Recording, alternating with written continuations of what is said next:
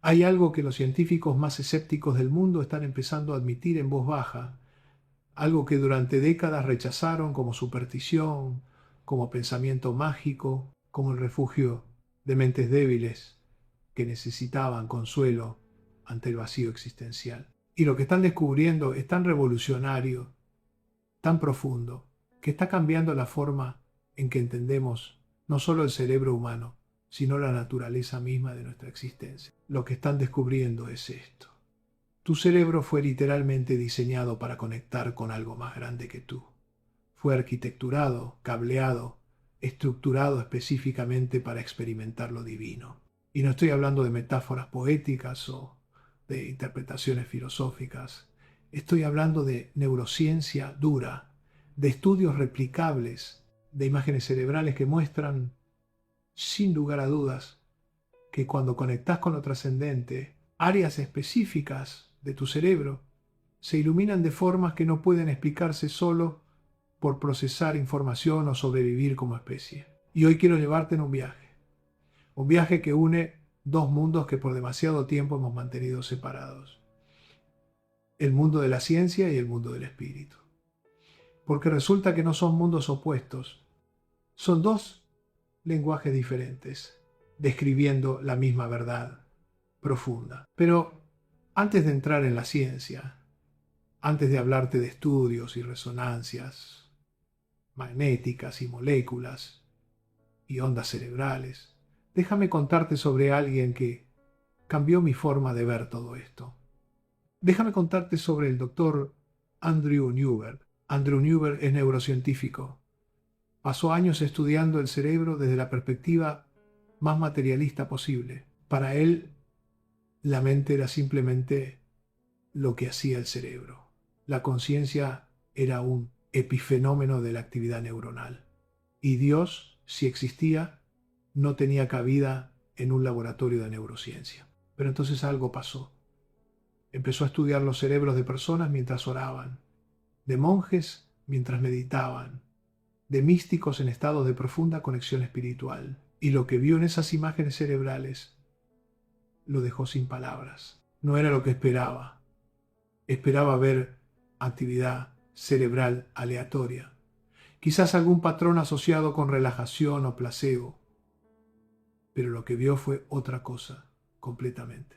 Vio que cuando estas personas entraban en estados de profunda conexión espiritual, sus cerebros no solo se relajaban, se reorganizaban. Áreas que normalmente no se comunican entre sí comenzaban a sincronizarse. Regiones asociadas con el sentido del yo disminuían su actividad dramáticamente. Y lo más fascinante, la parte del cerebro asociada con orientación espacial, la que te dice dónde terminas tú y dónde empieza el mundo exterior, prácticamente se apagaba. Y cuando eso pasaba, estas personas reportaban la experiencia más profunda de su vida. Reportaban sentir que no había separación entre ellos y todo lo demás. Reportaban experimentar directamente lo que místicos de todas las tradiciones han descrito durante milenios: la unidad con lo divino. Y Newberg, este científico escéptico, tuvo que enfrentar una pregunta incómoda: ¿y si el cerebro no está generando una ilusión de Dios? ¿Y si está funcionando exactamente como fue diseñado, permitiéndonos acceder a algo que realmente está ahí? Y aquí es donde la historia se pone aún más interesante, porque Newberg no fue el único. En los últimos 20 años ha habido una revolución silenciosa en neurociencia. Científicos alrededor del mundo, muchos de ellos ateos declarados, están llegando a conclusiones que los incomodan profundamente. Están descubriendo que la experiencia espiritual no es un bug del cerebro, es una característica, no es un accidente evolutivo, es parte fundamental de cómo estamos hechos. Déjame explicarte algo sobre tu cerebro que probablemente no sabías. En tu cerebro, justo en el centro, tienes una pequeña glándula del tamaño de un grano de arroz llamada glándula pineal. Durante siglos, filósofos y místicos la llamaron el tercer ojo, el asiento del alma, el puente entre el mundo físico y el mundo espiritual. Descartes, el famoso filósofo que dijo pienso luego existo, creía que esta glándula era el punto de contacto entre el cuerpo y el alma. Y la ciencia moderna, en su arrogancia, se burló de esto. La consideró solo otra glándula más, produciendo melatonina para regular tu ciclo de sueño. Nada especial, nada místico. Pero entonces descubrieron algo extraordinario. Esta pequeña glándula produce otra sustancia, una molécula que los científicos no sabían que el cuerpo humano podía producir naturalmente. Una molécula llamada DMT, dimetiltriptamina. Ahora, si has oído hablar del DMT, probablemente lo conoces como una de las sustancias psicodélicas más poderosas que existen. La gente que la toma reporta experiencias místicas profundas, encuentros con entidades divinas, la sensación de atravesar dimensiones, de acceder a realidades que normalmente están ocultas. Y durante años pensamos que el DMT solo existía en ciertas plantas en el Amazonas, en la ayahuasca, que los chamanes han usado durante siglos. Pero resulta que tu cerebro lo produce naturalmente, especialmente en ciertos momentos. Y aquí viene lo fascinante, se produce en mayores cantidades alrededor de las 3 de la mañana, la hora que místicos y santos de todas las tradiciones han identificado como el momento más propicio para la oración profunda, para la meditación, para la comunión con lo divino. Los monjes católicos llamaban a las 3 de la mañana la hora de los vigías, el momento más sagrado para la oración. Los sufíes musulmanes dicen que es la hora donde el velo entre lo mundano y lo divino es más delgado. Los yogis hindúes la llaman Brahma Muhurta, el momento del Creador, cuando la energía espiritual está en su punto más alto. ¿Casualidad? Quizás. O quizás tu cuerpo sabe algo que tu mente racional está apenas empezando a entender. Quizás esos místicos, sin laboratorios ni microscopios, descubrieron experimentalmente el momento exacto cuando tu cerebro produce naturalmente la molécula que facilita experiencias trascendentes. Y hay más, mucho más. Porque lo que la neurociencia está descubriendo es que prácticamente toda práctica espiritual que ha existido en todas las culturas, desde el ayuno hasta la oración repetitiva, desde la meditación hasta el canto, todas estas prácticas que parecían arbitrarias, resulta que están perfectamente diseñadas para alterar tu cerebro de formas específicas que facilitan la experiencia trascendente. Déjame darte un ejemplo concreto. La oración, especialmente la oración contemplativa, donde repites una frase o un nombre divino una y otra vez. En el cristianismo es el rosario o la oración del Jesús. En el Islam es el dhikr, la repetición de los nombres de Alá. En el hinduismo es el mantra. En el budismo es el canto de sutras. Durante años, los científicos pensaron que esto era simplemente autosugestión, placebo espiritual, una forma de calmar la mente ansiosa repitiéndole algo reconfortante. Pero entonces hicieron estudios en la Universidad de Pensilvania. Tomaron personas que nunca habían orado en su vida, que se identificaban como ateos o agnósticos, y les enseñaron oración contemplativa. Les dijeron que practicaran 20 minutos al día durante 8 semanas. No les pidieron que creyeran en nada, solo que hicieran la práctica mecánicamente. Y antes y después escanearon su cerebro con resonancia magnética funcional de alta resolución. ¿Y qué encontraron?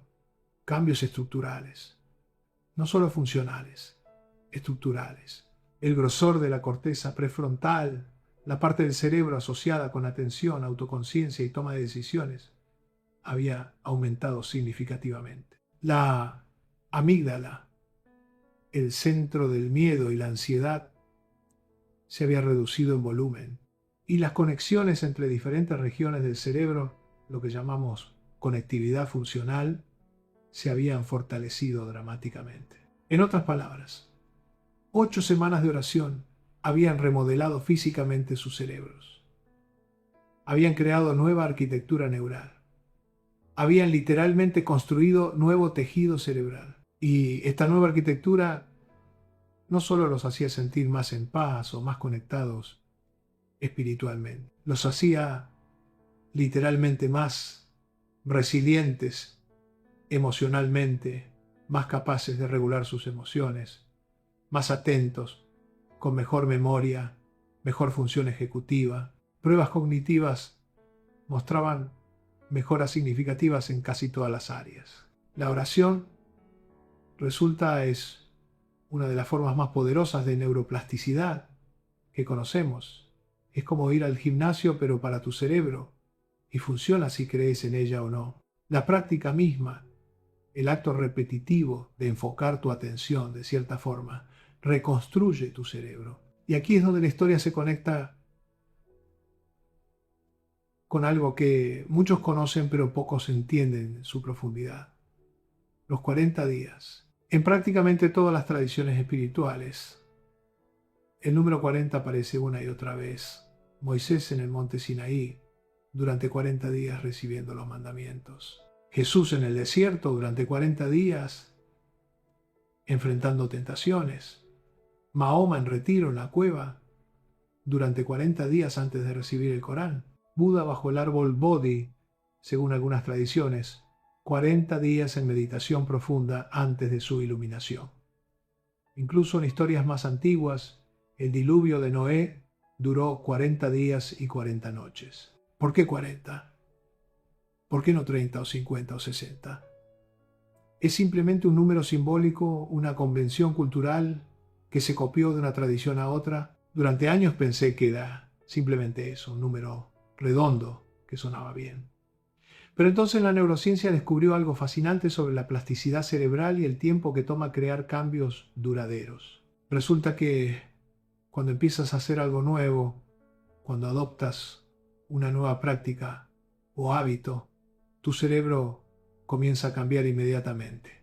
Las sinapsis empiezan a fortalecerse, nuevas conexiones empiezan a formarse. Pero estos cambios son frágiles al principio, son como senderos apenas marcados en un bosque. Si dejas de caminar por ellos, desaparecen rápidamente, consumidos de nuevo por la maleza. Pero si continúas, si persistes, después de aproximadamente 30 a 40 días, algo fundamental cambia. Los nuevos caminos neurales se consolidan, se vuelven estructurales en lugar de solo funcionales, se mielinizan, lo que significa que se cubren con una sustancia que los hace permanentes y más eficientes. Se integran en quién eres a nivel biológico. 40 días es aproximadamente el tiempo que toma para que nuevos patrones neurales se vuelvan tu nueva normalidad, tu nuevo default, tu nueva forma de ser. Y de repente, todas esas historias de 40 días en el desierto, en la montaña, en retiro, cobran un nuevo significado. No eran arbitrarias, eran precisas. Como si los antiguos místicos, sin tener resonancias magnéticas o conocimiento de neuroplasticidad, hubieran descubierto experimentalmente el tiempo exacto necesario para una transformación profunda y permanente del cerebro. Jesús no fue al desierto durante 40 días, por casualidad o por capricho divino.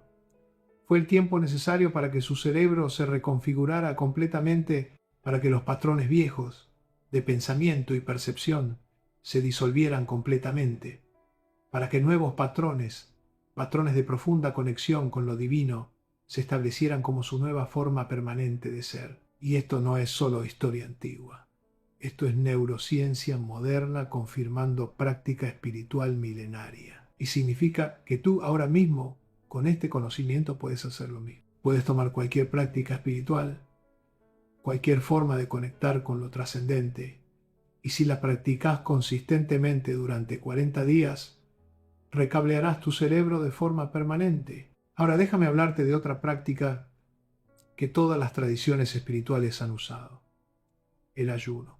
Y aquí es donde la ciencia se pone realmente interesante, porque durante mucho tiempo no entendimos por qué el ayuno era tan central en prácticamente todas las tradiciones espirituales. Durante años, la medicina moderna vio el ayuno como peligroso, innecesario, potencialmente dañino. Nos dijeron que necesitábamos comer 3 comidas al día más snacks para mantener nuestro metabolismo activo, para tener energía, para funcionar correctamente. El ayuno era visto como privación, como algo que solo personas religiosas fanáticas hacían por razones que no tenían sentido médico. Pero entonces empezamos a estudiar qué le pasa al cerebro cuando ayunas. Y lo que descubrimos es extraordinario, casi increíble en su profundidad. Cuando ayunas, especialmente después de aproximadamente 18 horas sin comida, algo notable sucede en tu cerebro. Empiezas a producir una proteína llamada factor neurotrófico derivado del cerebro, o BDNF por sus siglas en inglés. Y esta proteína es literalmente como fertilizante para tu cerebro. Estimula el crecimiento de nuevas neuronas en el hipocampo, la región asociada con memoria y aprendizaje. Fortalece las conexiones entre neuronas existentes. Repara daño neuronal acumulado. Protege tus neuronas de estrés y toxinas. Básicamente el ayuno pone a tu cerebro en modo de crecimiento, reparación y optimización acelerados. Es como darle a tu cerebro la oportunidad de hacer una limpieza profunda, reorganizarse, deshacerse de conexiones ineficientes, fortalecer las importantes, pero hay más, mucho más. Cuando ayunas por periodos más largos, digamos 24 horas o más, tu cuerpo entra en un estado llamado cetosis, donde comienza a quemar grasa en lugar de glucosa para energía. Y en este proceso produce algo llamado cuerpos cetónicos. Y resulta que tu cerebro ama los cuerpos cetónicos. Funcionan mejor que la glucosa como combustible cerebral. Producen menos inflamación, menos radicales libres, menos estrés oxidativo. Producen más energía por unidad de oxígeno. Mejoran la función mitocondrial. Y aquí está lo fascinante. Cuando tu cerebro está funcionando con cuerpos cetónicos en lugar de glucosa, entras más fácilmente en estados de conciencia alterados. Tu cerebro produce más ondas teta, las ondas cerebrales asociadas con meditación profunda y estados creativos. Produce más ondas gamma asociadas con experiencias místicas y momentos de insight profundo. Los místicos lo han sabido durante milenios. El ayuno no era solo sobre disciplina espiritual o sacrificio, era una tecnología neurológica precisa para alterar tu conciencia, para facilitar estados de conexión profunda con lo divino, para literalmente cambiar cómo funciona tu cerebro. Y la neurociencia moderna está confirmando exactamente esto. Cuando ayunas, no solo estás dándole un descanso a tu sistema digestivo, estás activando procesos neurológicos específicos que hacen que tu cerebro sea más plástico, más receptivo, más capaz de experiencias trascendentes. Y hay otro proceso que ocurre durante el ayuno que es absolutamente fascinante, la autofagia. Esta palabra viene del griego y significa comerse a sí mismo. Y suena aterrador, pero es uno de los procesos más beneficiosos que puede hacer tu cuerpo. Durante la autofagia tus células comienzan a descomponer y reciclar componentes viejos, dañados o disfuncionales. Es como un programa de reciclaje celular, y esto es especialmente importante en el cerebro, donde proteínas mal plegadas y orgánulos dañados pueden acumularse con el tiempo y contribuir a enfermedades neurodegenerativas como Alzheimer y Parkinson. El ayuno activa la autofagia en el cerebro. Literalmente hace que tu cerebro se limpie a sí mismo, se renueve a sí mismo, se optimice a sí mismo. Y esto no es solo teoría. Estudios en humanos han mostrado que periodos regulares de ayuno mejoran significativamente marcadores de salud cerebral, reducen inflamación neuronal, mejoran función cognitiva, y aquí está la conexión espiritual que es tan profunda. Cuando ayunas, cuando activas estos procesos de renovación celular, de neuroplasticidad aumentada, de producción de BDNF, de cetosis, de autofagia, tu cerebro literalmente se vuelve más capaz de experiencias trascendentes. Se vuelve más sensible a lo sutil, más abierto a lo luminoso. Los 40 días de ayuno que aparecen en tantas tradiciones no eran solo pruebas de voluntad, eran protocolos precisos para transformar completamente cómo funciona el cerebro. para prepararlo para experiencias de lo divino que serían imposibles en un estado cerebral ordinario. Ahora quiero hablarte de algo que me fascina profundamente. Los monjes budistas tibetanos que han meditado durante décadas, porque cuando los científicos comenzaron a estudiar sus cerebros, encontraron algo que desafía todo lo que pensábamos saber sobre el envejecimiento cerebral y los límites de la neuroplasticidad. Normalmente, a medida que envejeces, tu cerebro se encoge. Es un proceso natural, casi inevitable. Después de los 30 años, empiezas a perder volumen cerebral gradualmente, la materia gris se adelgaza. Las conexiones entre neuronas disminuyen. Es parte del envejecimiento normal, o eso pensábamos. Pero cuando el neurocientífico Richard Davidson, de la Universidad de Wisconsin, llevó equipos completos de resonancia magnética al Tíbet y escaneó los cerebros de monjes que habían meditado durante 20, 30, 40 e incluso 50 años, encontró algo asombroso. Algo que no debería ser posible según todo lo que sabíamos sobre el cerebro. Sus cerebros no mostraban el encogimiento esperado, no mostraban la degeneración normal. De hecho, algunas áreas de sus cerebros, especialmente la corteza prefrontal izquierda, el hipocampo y la ínsula, eran más grandes, más densas, más activas que las de personas 20 años más jóvenes que nunca habían meditado. Los monjes de 70 años tenían cerebros que en muchas medidas parecían de 55.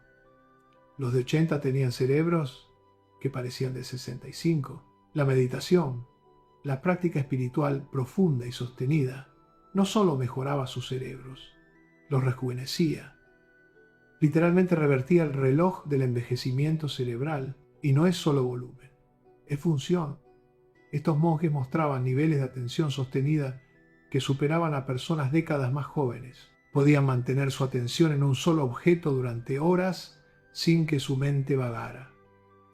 Su memoria de trabajo era excepcional, su regulación emocional era extraordinaria. Podían modular sus respuestas emocionales con una precisión que parecía imposible, y había algo más, algo que los científicos no esperaban en absoluto. Estos monjes, muchos de los cuales habían pasado años en retiros solitarios, en cuevas, en las montañas, mostraban niveles de compasión y empatía que eran mediblemente diferentes a cualquier grupo de control. Cuando les mostraban imágenes de sufrimiento humano mientras estaban en un escáner cerebral, la activación en sus centros de empatía era tan intensa que literalmente salía de las escalas normales del equipo de medición. Pero a diferencia de personas normales que muestran activación en centros de angustia cuando ven sufrimiento, los monjes mostraban activación en centros de amor y compasión. Habían entrenado sus cerebros no solo para percibir el sufrimiento de otros, sino para responder a él con amor compasivo en lugar de angustia personal. Y este entrenamiento era tan profundo que había cambiado la estructura misma de sus cerebros. Y aquí está lo importante. Estos cambios no son exclusivos de monjes que han meditado durante 50 años. Estudios han mostrado que incluso 8 semanas de práctica de meditación de atención plena, solo 30 minutos al día, producen cambios medibles en estructura y función cerebral. Después de 8 semanas, las personas muestran mayor densidad de materia gris en el hipocampo, menor activación de la amígdala, mejor conectividad entre regiones cerebrales. Tu cerebro es increíblemente plástico. Es capaz de cambios profundos incluso en la edad adulta avanzada. Y la práctica espiritual es una de las formas más poderosas de inducir esos cambios en direcciones beneficiosas. Ahora quiero compartir contigo un caso específico que me tocó profundamente, porque muestra cómo todo esto no es solo teoría abstracta, sino algo que puede transformar vidas reales de formas concretas y medibles. Hace años conocí a una mujer llamada Teresa. Teresa había sido neurocientífica, brillante, dedicada, exitosa. Había publicado papers en las revistas más prestigiosas. Daba conferencias alrededor del mundo. Para ella, el cerebro era una máquina biológica compleja pero puramente material. La conciencia era un epifenómeno de la actividad neuronal, un truco fascinante que el cerebro hacía pero nada más. Y Dios, la espiritualidad, cualquier cosa trascendente eran ilusiones consoladoras para mentes que no podían aceptar la finitud y la falta de significado inherente del universo. Ella era, en sus propias palabras, una materialista militante. No solo no creía en Dios, creía que la creencia en Dios era perjudicial, que la religión era el opio de las masas, que la espiritualidad era escapismo de la realidad, pero entonces le diagnosticaron cáncer. Cáncer cerebral, irónicamente, un glioblastoma agresivo, y mientras se sometía a cirugía, radiación, quimioterapia, mientras se enfrentaba a su mortalidad de la forma más directa posible, algo en ella comenzó a cambiar. No fue dramático, no fue una conversión súbita en el camino a Damasco.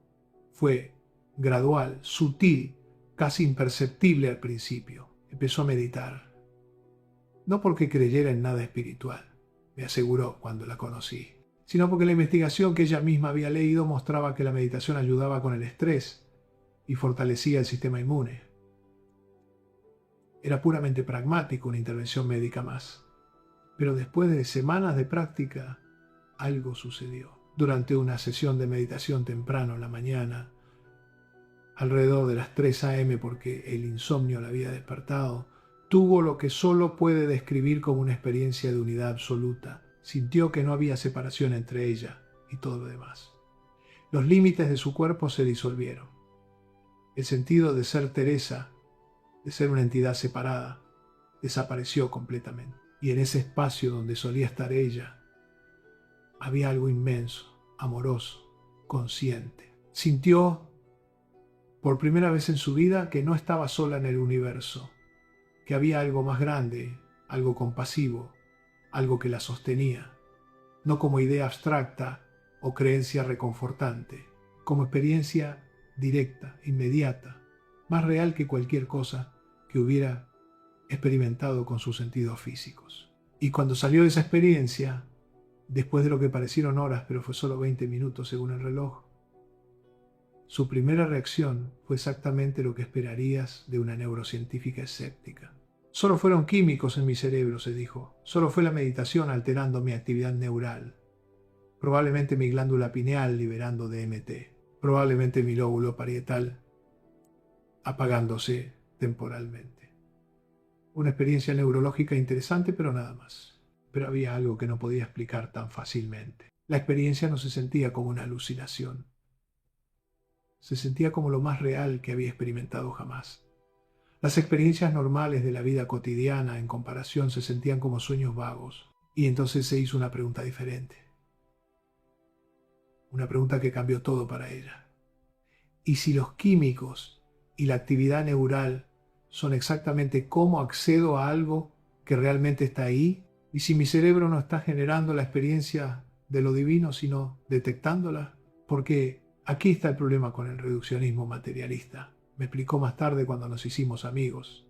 Sí, cuando tienes una experiencia espiritual, hay actividad cerebral específica, hay químicos siendo liberados, hay patrones neurales activándose.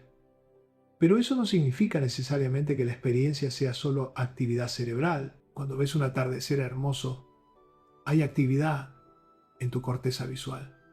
Hay fotones golpeando tu retina. Hay señales eléctricas viajando por tu nervio óptico. Hay neuronas en tu cerebro procesando color, forma, movimiento. Pero eso no significa que el atardecer no sea real. No significa que la belleza sea solo tu cerebro haciendo trucos. El atardecer existe independientemente de tu percepción de él. Tu cerebro es simplemente el instrumento que te permite percibirlo. Y si es lo mismo con lo divino. Y si tu cerebro no está creando a Dios, sino detectando a Dios. Y si esas áreas cerebrales que se activan durante experiencias espirituales no están generando ilusiones, sino funcionando como antenas sintonizando una frecuencia que siempre ha estado ahí, Teresa no llegó a estas conclusiones inmediatamente. Le tomó meses, meses de continuar meditando, de tener más experiencias, de luchar con sus propias creencias y prejuicios arraigados. Pero gradualmente su paradigma completo cambió. No se convirtió en religiosa en el sentido tradicional. No se unió a ninguna iglesia ni adoptó ningún dogma particular, pero desarrolló lo que ella llama naturalismo reverente. La creencia de que el universo es natural, sí, pero que lo natural incluye dimensiones de realidad que la ciencia está apenas empezando a tocar, que la materia no es todo lo que hay, que la conciencia no es solo un epifenómeno, sino algo fundamental. Y lo más notable, su cáncer entró en remisión. No digo que la meditación curó su cáncer, eso sería irresponsable y no respaldado por evidencia. Pero sus oncólogos admitieron que su caso era estadísticamente inusual, que su sistema inmune respondió al tratamiento mejor de lo esperado, que algo en su biología cambió de formas que no podían explicar completamente. ¿Fue la meditación? ¿Fue su cambio de perspectiva? ¿Fue simplemente suerte? No lo sabemos. Pero Teresa cree, y yo tiendo a estar de acuerdo, que cuando comenzó a usar su cerebro de la forma en que fue diseñado, cuando activó esos circuitos para lo trascendente, todo su sistema cambió, no mágicamente, sino a través de mecanismos biológicos reales que la ciencia está apenas empezando a entender. Ahora, sé que para algunos esto puede sonar controversial. Sé que hay quienes dirán, estás mezclando ciencia con religión y eso es peligroso. Estás dando falsas esperanzas. Estás promoviendo pensamiento mágico. Pero déjame ser absolutamente claro sobre algo importante. No estoy diciendo que la ciencia prueba que Dios existe en el sentido teísta tradicional. No estoy diciendo que los estudios de neuroimagen son evidencia de una realidad sobrenatural. No estoy diciendo que deberías dejar de tomar tu medicación y solo orar. Lo que estoy diciendo es algo mucho más matizado y, creo, mucho más interesante y profundo. Lo que estoy diciendo es que la estructura misma de tu cerebro, la forma en que está cableado, la arquitectura de tu conciencia, parece estar específicamente diseñada para facilitar experiencias de trascendencia, de conexión con algo más grande que tú. Que estas capacidades están integradas en tu biología tan profundamente como tu capacidad de ver o escuchar. Y que cuando tienes esas experiencias, cuando te conectas con lo divino, como sea que lo concibas, como sea que lo interpretes, tu cerebro no solo no sufre, prospera, mejora, se optimiza, funciona de formas más integradas y saludables. Es como si hubiéramos sido hechos con una antena para lo sagrado. Y cuando sintonizamos esa antena, cuando la usamos, todo nuestro ser funciona mejor. No es magia, es biología. Pero es una biología que apunta hacia algo más allá de sí misma. Y aquí hay otra cosa fascinante que la investigación está mostrando consistentemente. No importa qué tradición espiritual sigas. No importa si eres cristiano orando a Jesús, musulmán orando a Alá, judío recitando el Shema, hindú meditando en Om, budista contemplando el vacío o simplemente alguien conectándose con la naturaleza o el universo. Cuando entras en estados profundos de práctica espiritual, los patrones cerebrales son notablemente similares. Es como si todas las tradiciones, desarrolladas independientemente a través de milenios en culturas completamente diferentes, hubieran descubierto las mismas tecnologías fundamentales para acceder al mismo espacio sagrado. Los lenguajes son diferentes, los conceptos son diferentes, las historias y símbolos son diferentes, pero la experiencia neurológica subyacente, la actividad cerebral fundamental, es sorprendentemente universal. Un monje cristiano en oración contemplativa y un monje budista en meditación profunda muestran patrones cerebrales casi idénticos. Un místico sufí en Dikre y un yogi hindú en pranayama activan las mismas redes neurales.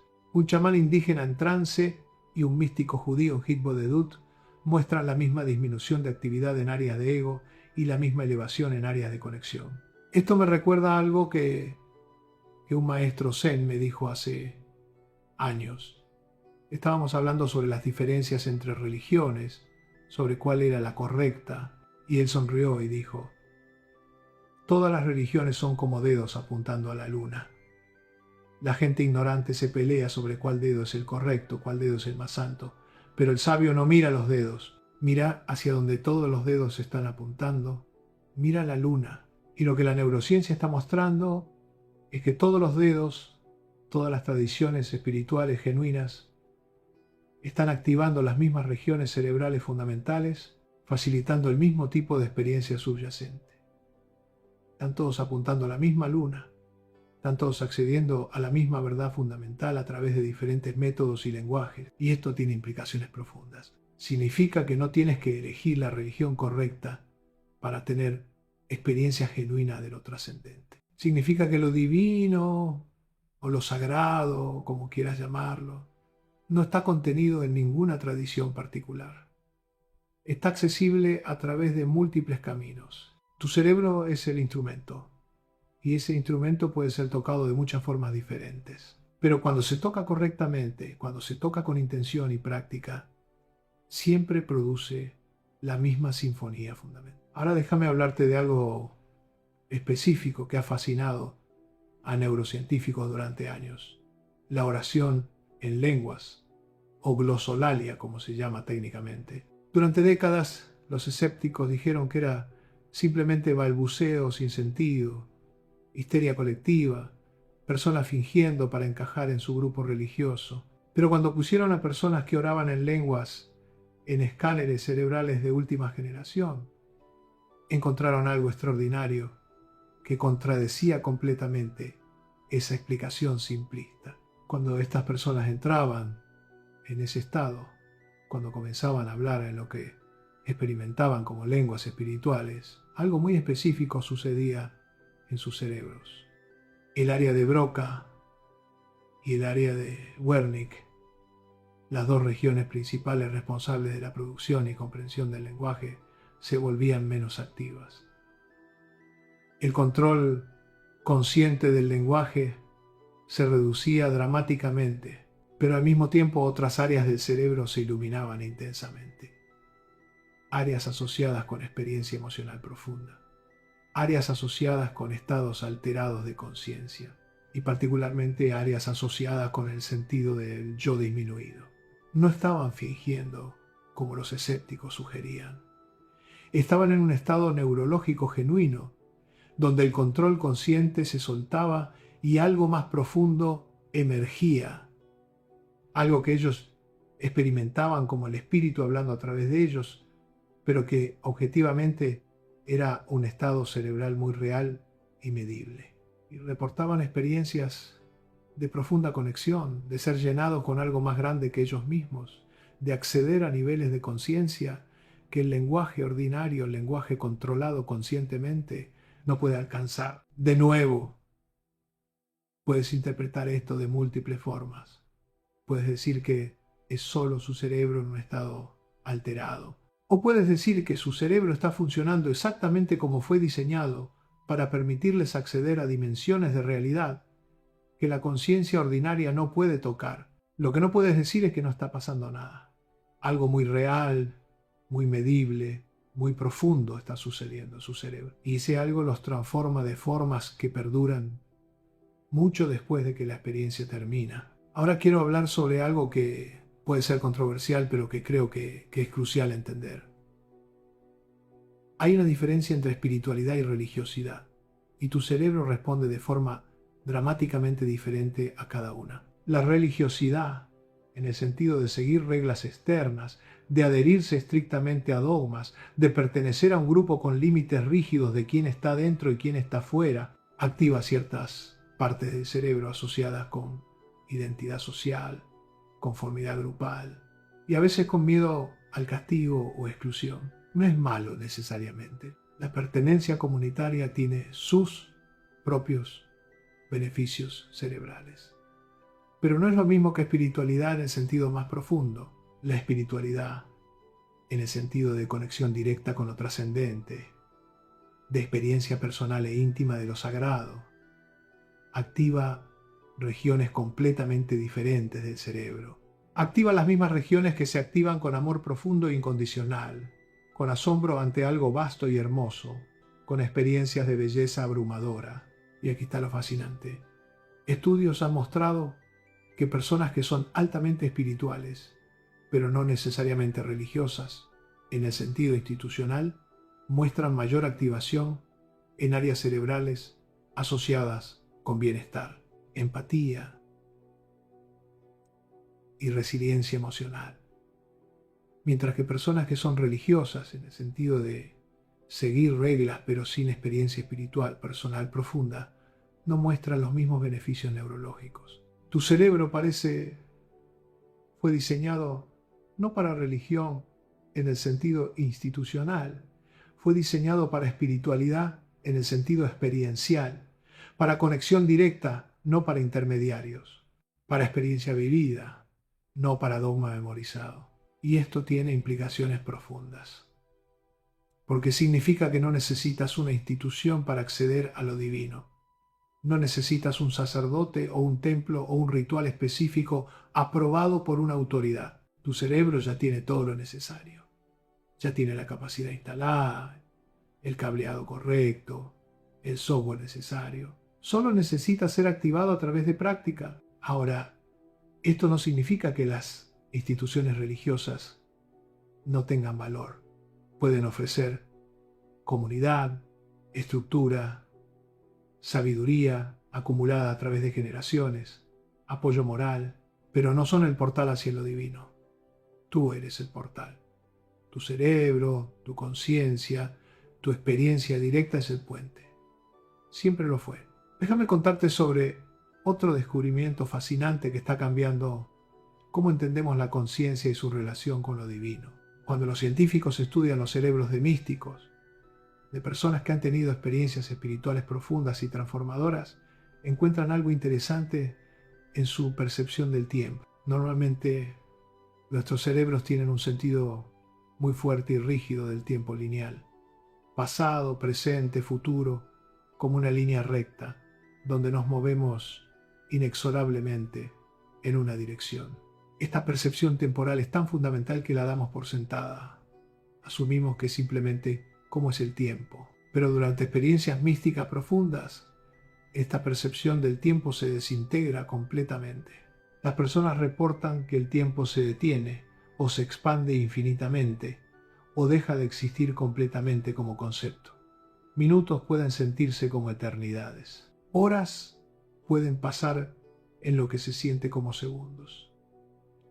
O más profundamente, el tiempo como tal deja de ser relevante y cuando miras qué está pasando en el cerebro durante esos momentos usando tecnología de imagen cerebral avanzada, ves que las regiones asociadas con procesamiento temporal, particularmente en el lóbulo parietal y la corteza prefrontal, están funcionando de forma muy diferente a lo normal. Es como si el cerebro tuviera la capacidad de salirse del tiempo, al menos perceptualmente, de acceder a un estado de conciencia que existe fuera o más allá del flujo temporal ordinario. Y aquí viene algo que me fascina profundamente. Estas experiencias de atemporalidad no son aleatorias o sin sentido, no son malfunciones cerebrales, son experiencias profundamente significativas que a menudo transforman completamente la vida de las personas de formas medibles y duraderas. Las personas que tienen estas experiencias de atemporalidad durante estados místicos frecuentemente reportan que después ya no le temen a la muerte, no porque crean en una vida después de la muerte necesariamente, aunque algunos lo hacen, sino porque han experimentado directamente un estado de conciencia que existe fuera del tiempo, han tocado algo eterno. Y una vez que has experimentado lo eterno, lo temporal pierde su poder absoluto sobre ti. La muerte es un evento en el tiempo, pero si has experimentado un estado más allá del tiempo, la muerte ya no se siente como un final absoluto. Se siente como una transición dentro de algo mucho más vasto. Y esto no es solo consuelo psicológico. Estudios han mostrado que personas que han tenido experiencias místicas profundas muestran significativamente menos ansiedad ante la muerte, menos síntomas depresivos relacionados con mortalidad y mayor sensación de paz y propósito en sus vidas. Su experiencia de salirse del tiempo, aunque sea brevemente, les da una perspectiva completamente diferente sobre su existencia temporal. Es como si hubieran visto el tapiz completo después de haber estado enfocados solo en un hilo individual. Y esa visión del todo cambia cómo experimentan la parte. Ahora quiero hablarte sobre algo que puede ser controversial, pero que creo que es importante abordar honestamente.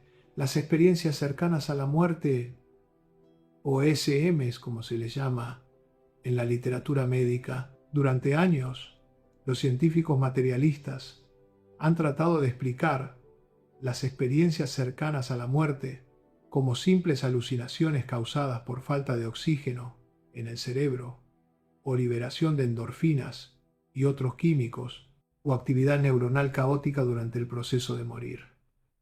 Es solo el cerebro muriendo, dicen.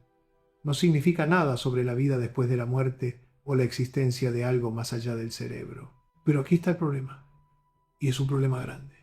Cuando estudias estas experiencias más de cerca, cuando realmente mirás la evidencia sin prejuicios, no encajan con esas explicaciones simples. Las personas tienen recuerdos detallados, coherentes, profundamente transformadores de periodos, cuando su cerebro no estaba funcionando en absoluto, cuando no había actividad eléctrica cerebral detectable, cuando estaban clínicamente muertos. Y estos recuerdos no son vagos o confusos, como serían las alucinaciones. Son vívidamente claros, más claros que los recuerdos normales. Y no solo eso, sino que las experiencias son notablemente consistentes a través de culturas, a pesar de grandes diferencias en creencias religiosas. Un ateo en América, un musulmán en Irán, un budista en Tailandia, un cristiano en Brasil, todos reportan la misma secuencia básica: salir del cuerpo, moverse a través de un túnel hacia una luz brillante pero no cegadora, encontrarse con una presencia amorosa y compasiva, experimentar una revisión de vida donde ven el impacto de todas sus acciones y luego elegir o ser enviados de vuelta a sus cuerpos. Los detalles culturales varían. Un cristiano puede interpretar la presencia como Jesús, un hindú como Krishna, un ateo como amor universal sin forma antropomórfica. Pero la estructura fundamental de la experiencia es sorprendentemente universal. Y luego están los casos de percepción verificable durante el periodo de muerte clínica, casos donde las personas reportan haber visto y escuchado cosas mientras estaban muertas, que luego fueron verificadas como precisas por personal médico. Conversaciones específicas que ocurrieron en habitaciones diferentes mientras estaban sin pulso, objetos colocados en lugares que no podían haber visto, detalles de procedimientos de resucitación que no deberían haber podido percibir. El caso más famoso es probablemente el de Pam Reynolds, una cantante que tuvo que someterse a una cirugía cerebral extremadamente riesgosa. Durante la cirugía, su cuerpo fue enfriado, su corazón fue detenido y su cerebro fue drenado de sangre. Estaba tan completamente muerta como alguien puede estar sin serlo permanentemente. No había actividad cerebral en absoluto. EEG, plano.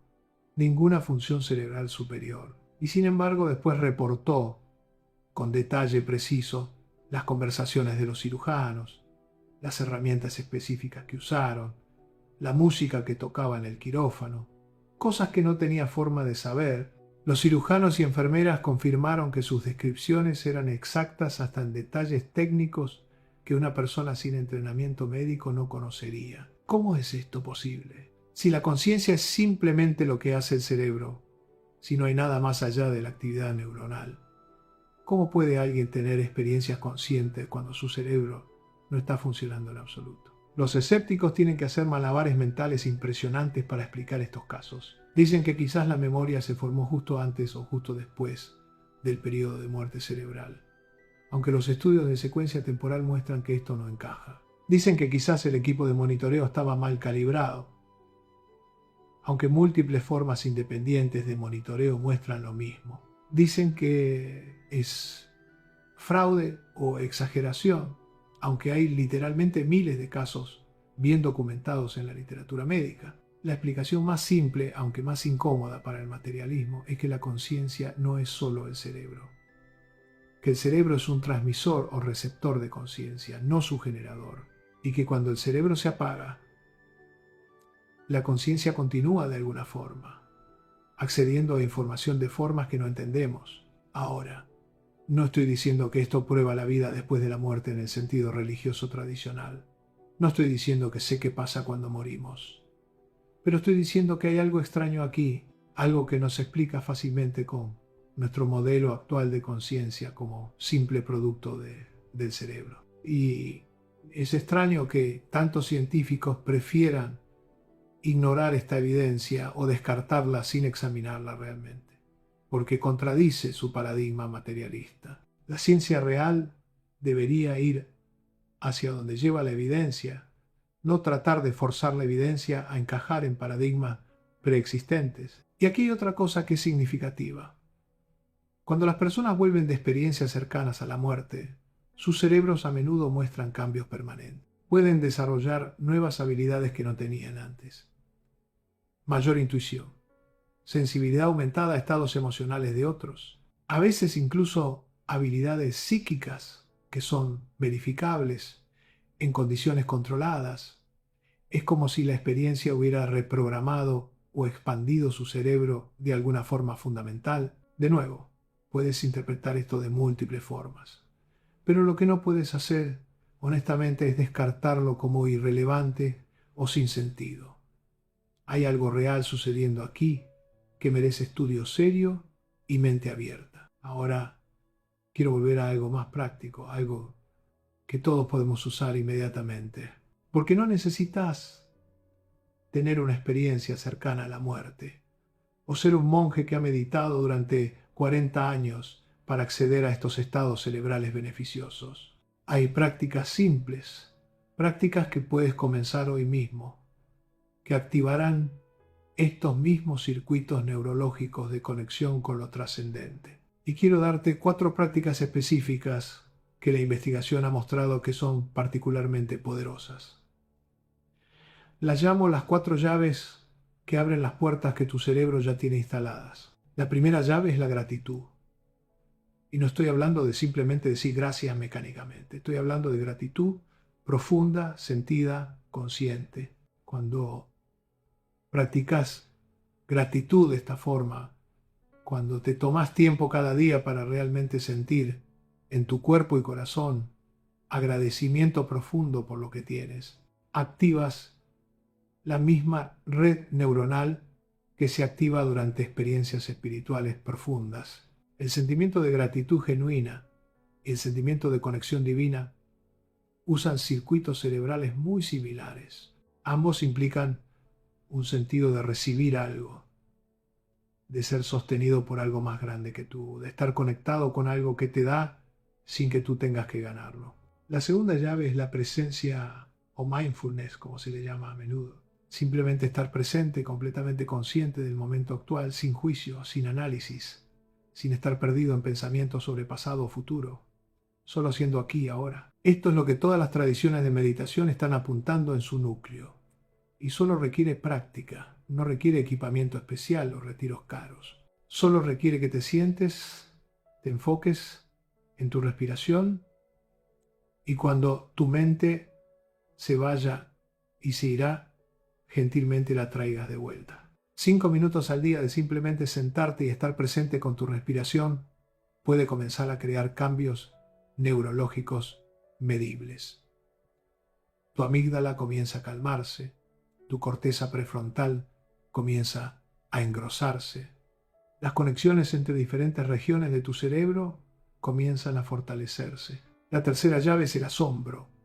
Cuando te permites sentir asombro, cuando contemplas algo más grande que tú, algo vasto y hermoso que te hace sentir pequeño, pero de forma que no es aterradora, sino liberadora, activas regiones cerebrales asociadas con trascendencia.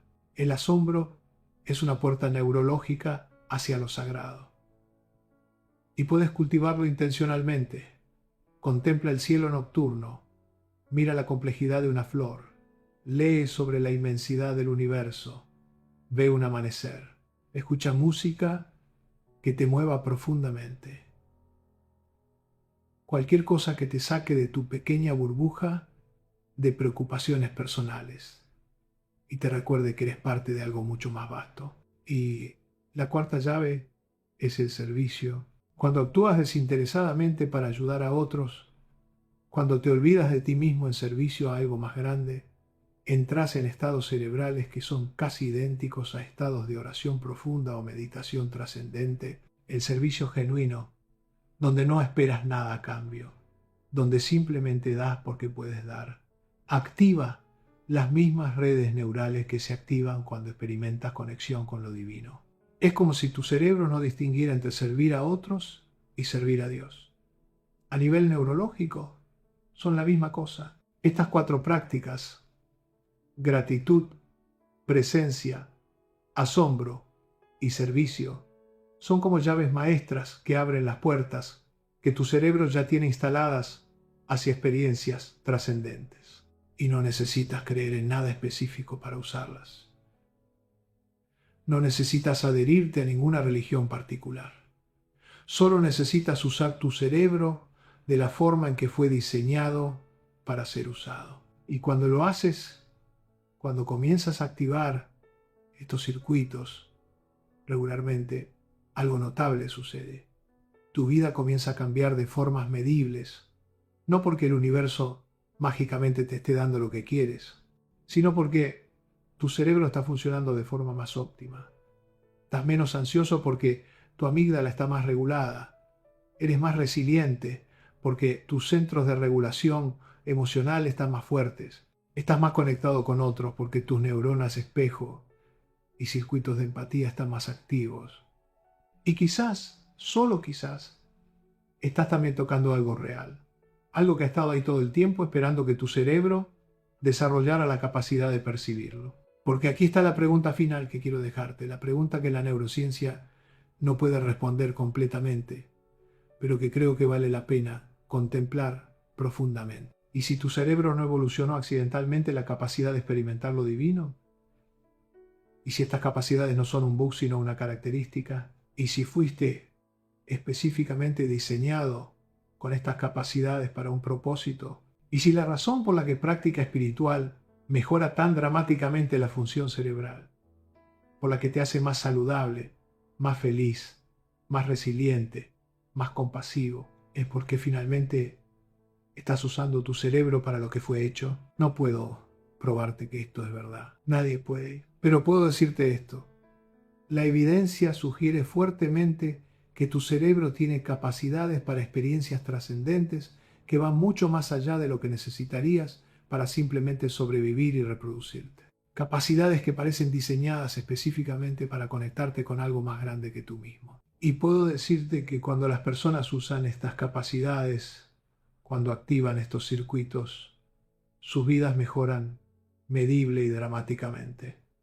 No solo se sienten mejor espiritualmente, funcionan mejor cognitivamente, son más saludables física y emocionalmente, son más felices, más compasivos, más resilientes, más capaces de enfrentar las dificultades de la vida con ecuanimidad y gracia. Es como si tuviéramos un órgano para lo divino, un órgano que durante demasiado tiempo hemos ignorado, atrofiado, negado que existe. Y cuando finalmente lo usamos, cuando finalmente lo activamos, descubrimos que todo nuestro ser funciona mejor. No solo la parte espiritual, todo, cuerpo, mente, emociones, relaciones. Todo se optimiza cuando este órgano espiritual finalmente se usa. Así que mi invitación para ti hoy es simple pero profunda. Experimenta. No tienes que creer nada todavía. Solo experimenta. Toma esas 4 prácticas que mencioné. Gratitud, presencia, asombro, servicio. Practícalas durante 40 días consecutivos. Sí, 40 días, ese número que ahora entiendes tiene base neurológica profunda. Ese número que místicos de todas las tradiciones descubrieron experimentalmente como el tiempo necesario para la transformación fundamental. Dedica al menos 10 minutos cada día. 2 minutos de gratitud consciente al despertar 3 minutos de presencia meditativa, 3 minutos contemplando algo que te llene de asombro, 2 minutos planeando o haciendo algún acto de servicio, solo 10 minutos al día. Puedes hacerlo antes de revisar tu teléfono en la mañana y observa qué pasa, no solo espiritualmente sino neurológicamente. Observa si duermes mejor, si piensas más claro, si te sientes más conectado con otros, si la vida fluye más fácilmente, si manejas el estrés mejor, y si después de esos 40 días te encuentras cambiado, si te encuentras experimentando momentos de conexión que no puedes explicar completamente, si tu cerebro se siente más vivo, más despierto, más capaz, entonces tendrás tu respuesta. No la respuesta que da la ciencia o la religión o la filosofía. Tu propia respuesta, nacida de tu propia experiencia directa. Porque al final, eso es lo que tu cerebro fue diseñado para, no para creer en lo divino, sino para experimentarlo directamente. No para leer sobre la conexión trascendente, sino para vivirla. Y esa capacidad está ahí, en la estructura misma de tu neurobiología, esperando. Siempre ha estado esperando. Solo necesita ser activada. El código de Dios está en tu cerebro. No está escondido. No es un secreto para unos pocos elegidos con conocimiento especial. Está ahí, en la arquitectura misma de tu mente, esperando que finalmente lo descubras y lo uses. Y cuando lo hagas, cuando finalmente actives ese código, descubrirás lo que místicos de todas las épocas han sabido, pero que la ciencia está apenas empezando a confirmar, que no estás separado de lo divino, que no necesitas buscar a Dios fuera de ti, que tu cerebro, tu conciencia, tu ser mismo, es el puente. Siempre lo fue, siempre lo será. Solo estabas esperando que la ciencia te diera permiso para creerlo.